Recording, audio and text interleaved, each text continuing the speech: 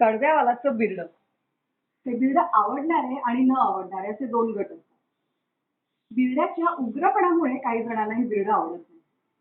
माझ्या आजीच्या कृतीने हे बिरडं केलं तर बिरड्याचा उग्रपणाही जाईल आणि छान चविष्ट रुचकर असं बिरडं खायला येईल.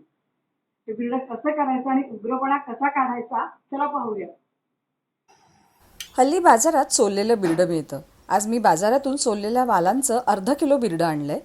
कडव्या वालांचं बिरडं किंचित पिवळसर असतं आणि गोडे वाल किंवा पावट्यांपेक्षा आकारानं लहान असतं, त्यामुळं सहज ओळखता येतं. वाल फोडणीला घालण्यापूर्वीच आपण त्याचा उग्रपणा काढणार आहोत. याकरता फक्त 2 जिन्नस हवेत, हिंग आणि हळद.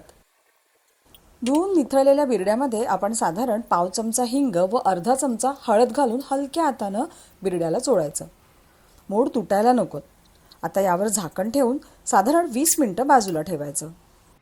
20 मिनिटांनी आपल्या वालांचा उग्रपणा निघालेला आहे. आता फोडणी करता हिंग, जिरं, कढीपत्ता, बारीक चिरलेला कांदा, घरचा तिखट मसाला आणि थोडीशी हळद हे साहित्य घ्यायचं. माझ्याकडं कोकणातला आमचा घरगुती तिखट मसाला आहे. टोपात तेल गरम करून त्यात हिंग घालायचं. जास्त घालू नका, मघाशी आपण वालांनाही चोळलंय. तेलात जिरं, कढीपत्ता आणि कांदा घालायचा. कांदा छान परतला की यात तिखट मसाला, हळद घालून चांगलं मिक्स करायचं आणि लगेचच वालाचं बिरडं फोडणीत घालायचं. अगदी हलक्या हातानं हे सर्व मिसळायचं आहे, म्हणजे मोड तुटणार नाही. आता छान उकळतं पाणी या बिरड्यामध्ये घालायचं.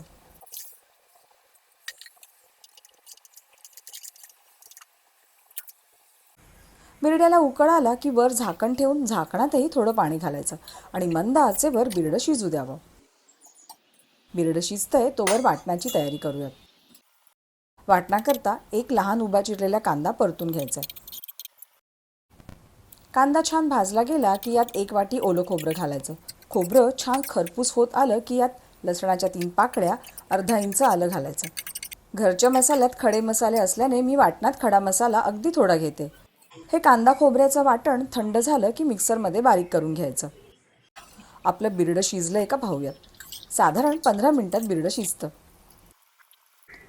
आता यात 4 कोकमं, अर्धा चमचा गूळ आणि चवीनुसार मीठ घालून हलक्या हातानं मिक्स करायचं.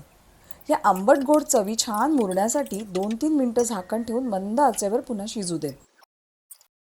आता या बिरड्यामध्ये कांदा खोबऱ्याचं वाटण घालून पुन्हा 5 मिनिटं सगळं एकत्र शिजू देत. घरात बिरड्याचा मस्त घमघमाट सुटतो. माझ्या आजीच्या पद्धतीचं अजिबात उग्रपणा नसलेलं कडव्या वालाचं बिरडं खाण्यासाठी तयार आहे.